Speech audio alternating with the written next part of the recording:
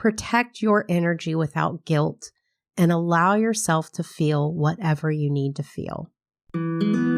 This is the Mindfulness and Grief Podcast, and I'm Heather Stang, author, yoga therapist, and thanatologist. You didn't choose grief, but here you're choosing how to show up for yourself, and I'll guide you along the way. In each episode, you'll experience practical tools and sound advice to help you tend to your loss, honor your love, and rebuild a life where grief, hope, and meaning can coexist.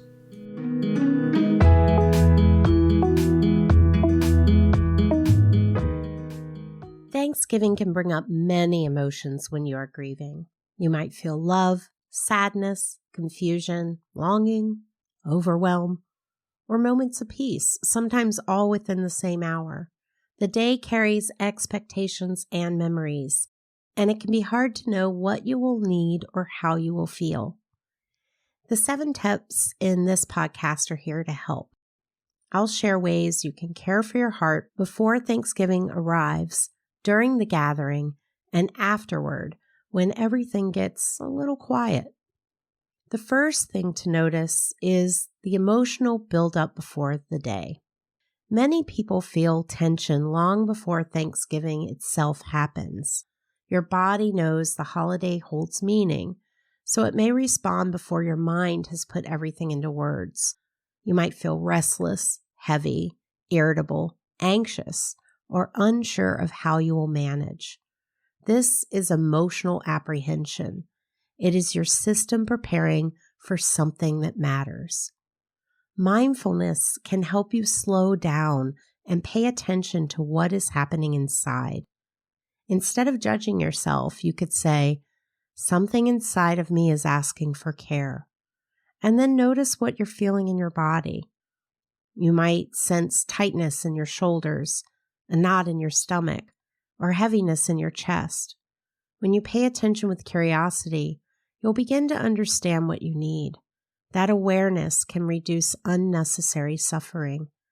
It might mean that you need a nap, that you need to stretch out, that you need to walk, that you need a hot shower. Maybe you need to reach out and connect with a friend or write down in your journal everything that you're feeling to externalize it. Now let's look at the second tip, because this one will help you plan for what might need extra attention on the holiday itself.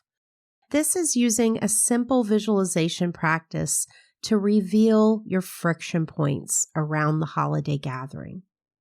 In Awaken, my grief support group, we imagine Thanksgiving going as well as it reasonably could given what's happened. Of course, it's not perfect. And it's not about having magical thinking. We just try to imagine how well it could possibly go given the circumstances. As you can imagine, honest thoughts rise to the surface. The yeah buts. Well, the day could go okay, but my family avoids talking about my person. Yeah, but what if I cry in front of everyone? What if someone says something insensitive? I don't want to pretend I'm fine. I'm worried about the children. I don't know how long I can stay and handle all of this attention and interaction. The thoughts in this visualization aren't seen as negative when they reveal what we're worried about. We use them as data. They point directly to the places that might need support, boundary, compassion, or planning. Mindfulness helps you look at these thoughts as signposts, not as obstacles. They help you see what might help you feel more at ease. The third tip kind of follows the last one, and this can make a real meaningful difference. The third tip is to identify your needs and communicate them clearly. After that visualization in tip 2, a widow once shared with me that her deepest fear was that no one would say her husband's name at Thanksgiving, that no one would want to talk about him, not because they didn't love him, but because she was afraid they thought they would upset her by talking about him. She said her body felt like it was carrying a volcano in her chest when she thought about it. And when she used the visualization, she realized her fear of silence was the hardest part of the day. So a week or so before Thanksgiving, after discussing it with the group and brainstorming what to do, she called her son and daughter-in-law who were hosting Thanksgiving and asked them if they'd be willing to invite everyone to share a memory at the Thanksgiving table. Of course, they said yes. And when they brought it up, the family was eager to talk about their father, their uncle, their grandpa. And yes, they had been afraid of upsetting her, but the reality was none of them actually had planned on being silent anyway. That was just her fear. But by communicating it ahead of time, she had a week ahead of Thanksgiving where there was less anxiety than there had been in the weeks prior.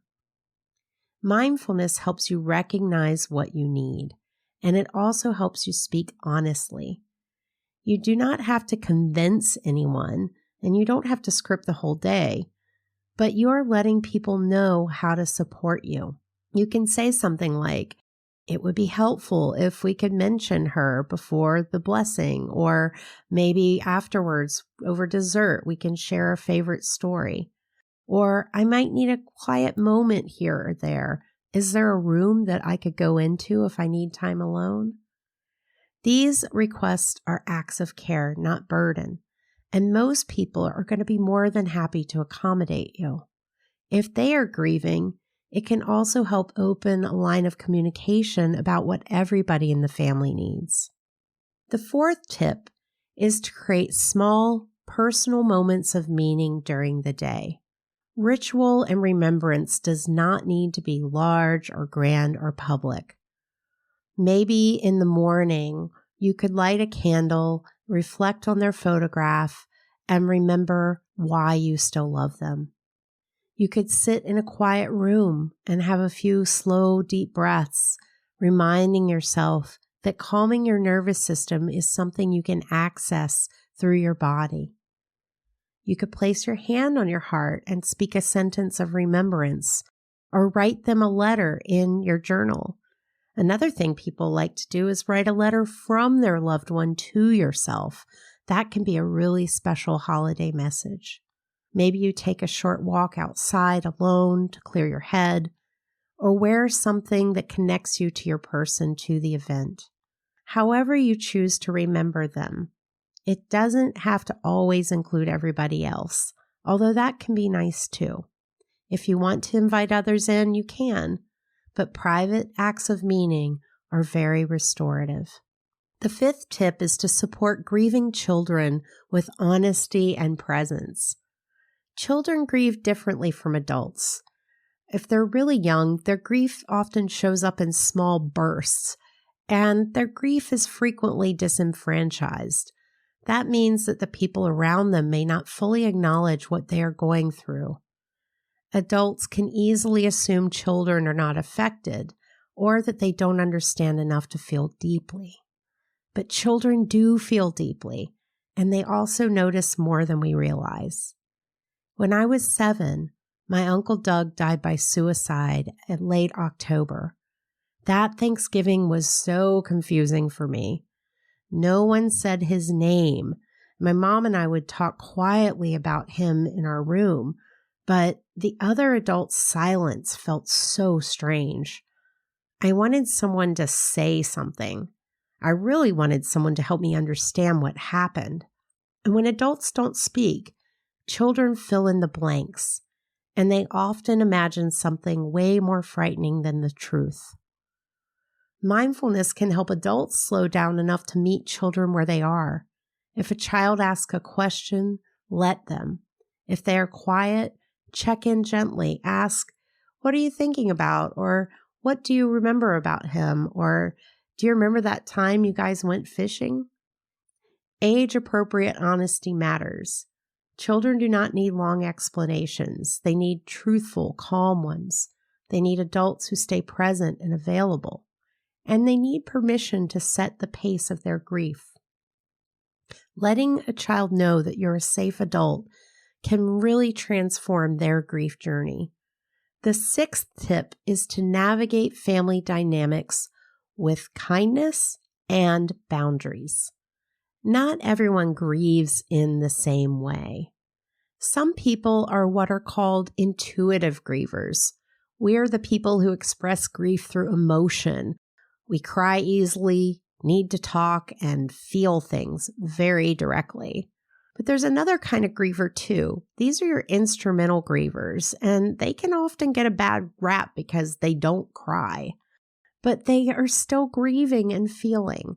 They express grief cognitively and by doing.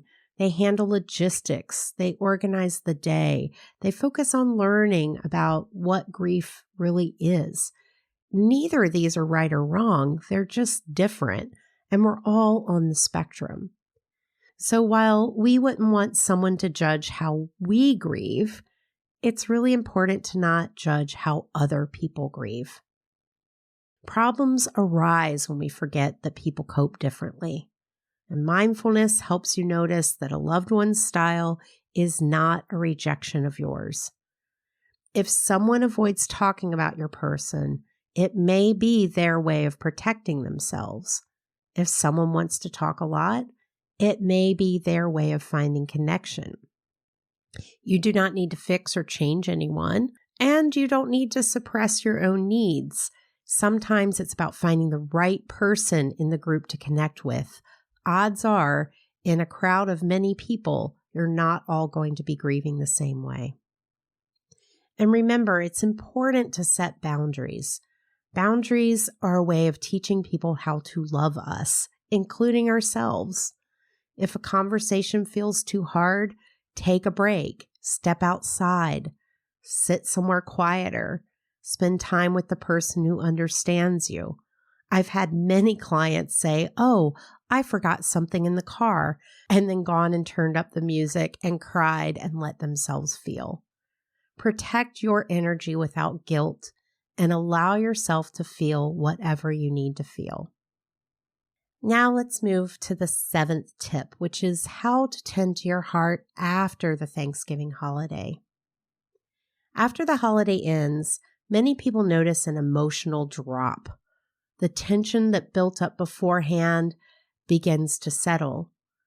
You might feel tired, sad, relieved, numb, or just plain exhausted. All of this is normal. You can name your experience without judgment. Your body and mind have been through a lot. And this is a time to soften your expectations and take care of yourself.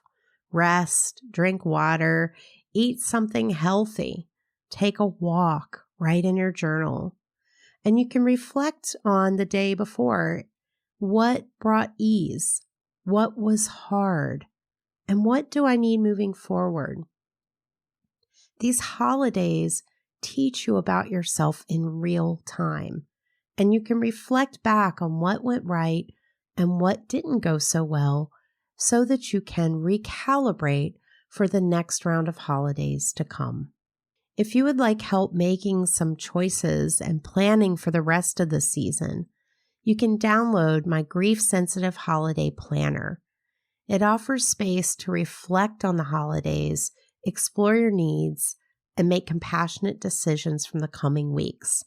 You can find it on my website at heatherstang.com/holiday help, and the link is in the show notes.